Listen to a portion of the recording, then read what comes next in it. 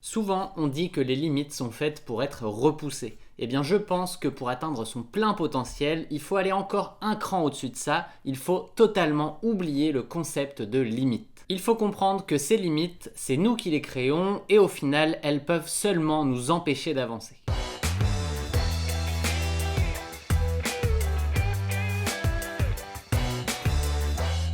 Plus j'avance et plus je me rends compte que je repousse les limites que je pensais avoir. Ce qui veut dire que ces limites, je les ai juste créées dans mon petit cerveau cartésien, ces limites ne sont qu'un leurre. Car par définition, une limite, c'est censé être une borne impossible à dépasser. Et c'est là tout le problème, car en pensant à cette limite, on se bride, on pense qu'on ne peut pas faire mieux, et à la fin, on en est totalement convaincu. Donc aujourd'hui, terminé avec les limites, je pars du principe qu'on peut toujours faire mieux, on peut toujours aller améliorer quelque chose dans tel ou tel aspect de la performance et dépasser toujours un peu plus son niveau de performance passé. Vous le voyez, je ne parle plus de limites. Ce discours vient principalement d'une réflexion autour de ma propre pratique, mais aussi de certaines interviews que j'ai écoutées. Le fait d'écouter des interviews de gars comme Vincent Louis ou Eliud Kipchoge avec son célèbre concept No Human is Limited est vraiment inspirant et donne envie de dégager totalement ce concept de limite. Any human being can go beyond his limits.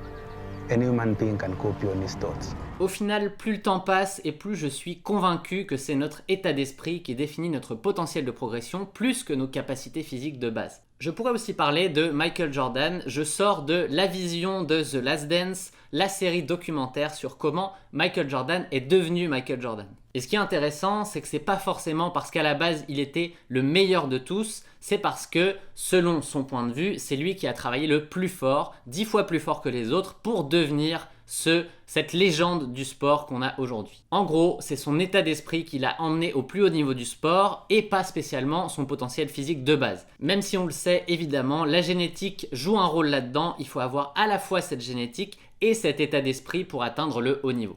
Plus proche de nous, le triathlète français Vincent Louis a dit ces mots à propos des Jeux Olympiques qu'il ambitionne de gagner l'an prochain à Tokyo. On a toujours peur de l'échec, on ne fait pas d'erreur, on fait juste de notre mieux. Tout le monde a le droit d'échouer, mais il ne faut pas arrêter, il faut toujours recommencer. Avec la persistance, on arrive toujours à ce que l'on veut avoir, donc il n'y a pas de rêve trop grand, il n'y a que des gens qui ont peur d'échouer.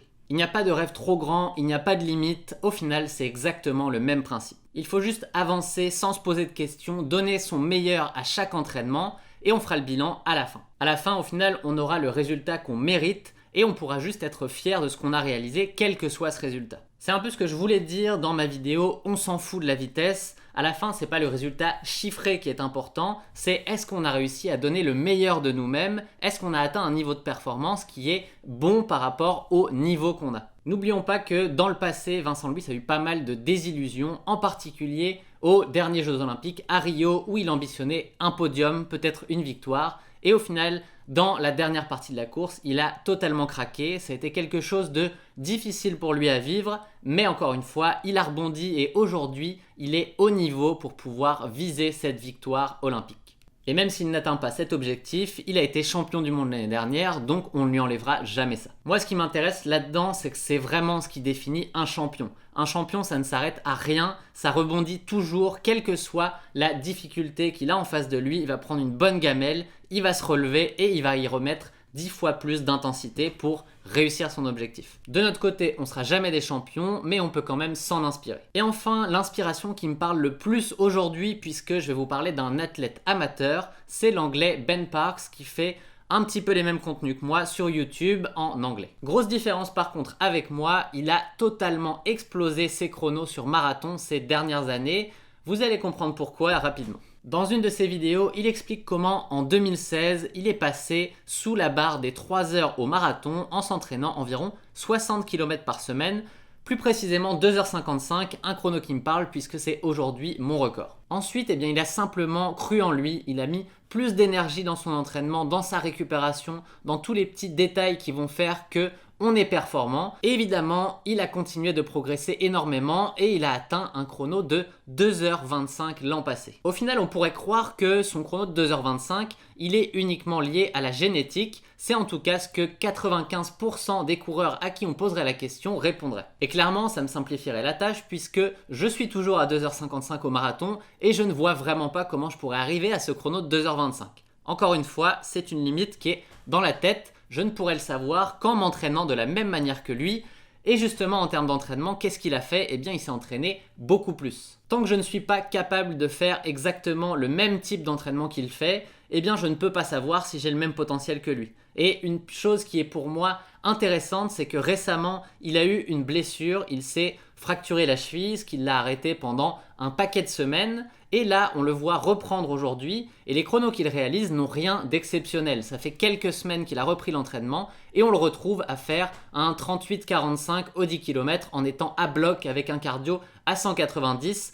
Preuve que un champion ne reste pas un champion s'il arrête de s'entraîner. Bref, si j'en reviens à mon concept de limite, je voudrais vous rappeler quelque chose que j'avais expliqué dans ma vidéo sur la génétique justement. Plutôt que d'utiliser le terme limite, j'utilisais le terme un peu plus développé de limite par rapport à notre investissement dans le sport. C'est un terme qui est beaucoup plus réaliste pour 99% des amateurs, moi compris. Notre limite physique, au final, nous ne la connaîtrons sûrement jamais, donc il faut juste oublier ce concept et essayer d'aller toujours un petit peu plus loin. Accepter que si on veut aller plus loin, il faut juste investir un petit peu plus dans le sport. C'est encore une fois un choix de vie et je ne vous dis pas qu'il faut le faire, je dis juste qu'il faut arrêter de se cacher derrière quelque chose qui n'est pas une vraie limite. Et je le répète, mais pour nous, la course à pied, le triathlon, c'est un loisir, donc il ne faut pas en faire une obsession non plus. En tout cas, de mon côté, c'est clair, vous ne me verrez plus utiliser le terme de limite. Maintenant, je vais juste essayer de dépasser à chaque fois le niveau que j'ai aujourd'hui. Et puis, si ça fonctionne, tant mieux. Sinon, ça veut dire que j'aurais dû en faire